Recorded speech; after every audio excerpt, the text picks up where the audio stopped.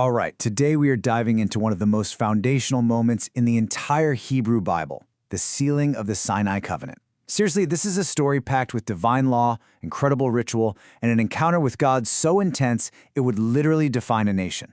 So let's get right into it. I mean, really think about that for a second. When we make a deal, we have signatures, we have lawyers, we have paperwork. But what about a promise, a covenant, between an entire nation and God? In the ancient world, this wasn't just some casual agreement. It was more like a treaty, a binding oath. And the process? Well, it was way more dramatic, symbolic, and frankly, a whole lot more intense. So how does this whole thing kick off? Well, it starts not with a big, booming command, but with a very, very specific invitation.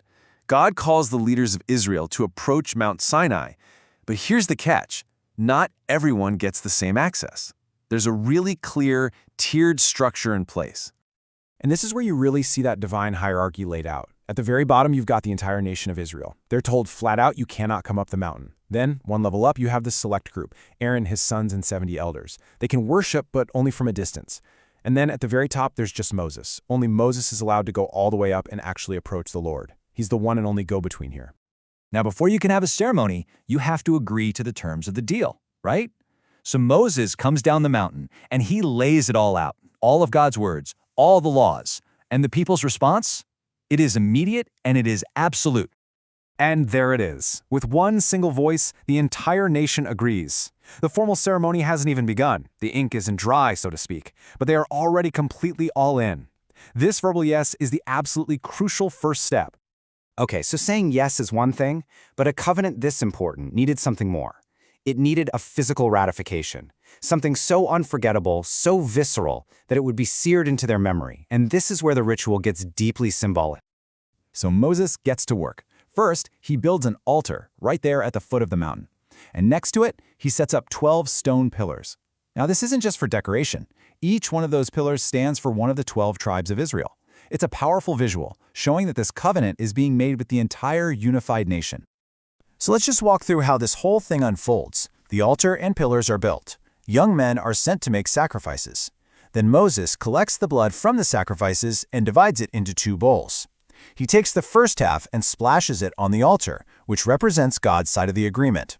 Then he reads the book of the covenant out loud to everyone one more time. And get this, the people respond for a second time. But listen closely to what they add. The first time, they just said they would do everything.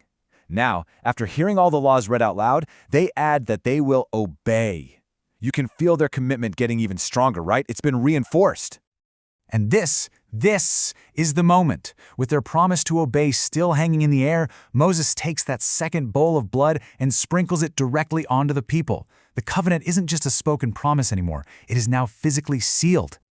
So what does this all mean? Well, that blood, the blood on the altar and the blood on the people, it physically connects both parties to the very same promise. It's a symbol of a shared lifeblood, a binding agreement that has now been made in a tangible, irreversible way. The covenant is sealed. And you'd think that's the grand finale, right? Nope. Something happens next that just shatters all expectations for what an encounter with the divine is supposed to be like in the ancient world. Those leaders? They get invited up the mountain. Remember that special group of 74 leaders? The ones who were originally told to just worship from a distance? Well, now they get to go up the mountain for a truly unique encounter. And what they see is just astonishing.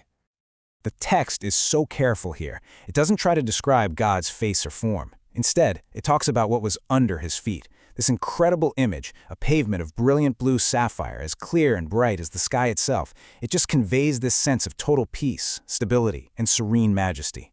And here is the absolute shocker. The common belief at the time was simple. If you see God, you die. No exceptions. And yet, these 74 leaders not only see God, but they sit down and share a meal in his presence. It's like a ratification feast, a peaceful communion that solidifies this brand new relationship.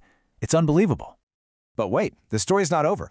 Because after this amazing communal meal, Moses is called to go even higher, alone, into the very heart of the divine presence for an extended period of time. So for 6 whole days, the glory of the Lord, covered by a cloud, just rests on the mountain, and Moses just waits. Imagine the anticipation. Then, on the seventh day, the call finally comes. God calls to Moses from deep inside that cloud. Now this is fascinating. You have two totally different perspectives of the exact same divine glory.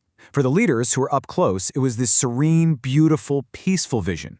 But for the people looking up from the camp way down below, they saw that same glory as a terrifying, consuming fire. Your proximity, your closeness, completely changed how you perceived it. So Moses walks into the cloud, leaving everyone and everything behind.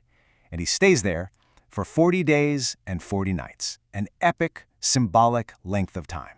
And it's in there that he's going to receive the stone tablets, the law written by the very finger of God. And that leaves us with this final massive question.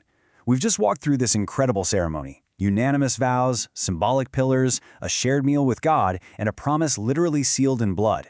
A covenant made with this much gravity, this much weight. It seems unbreakable, right? Which just makes you wonder, after all that, what in the world could possibly happen to break it?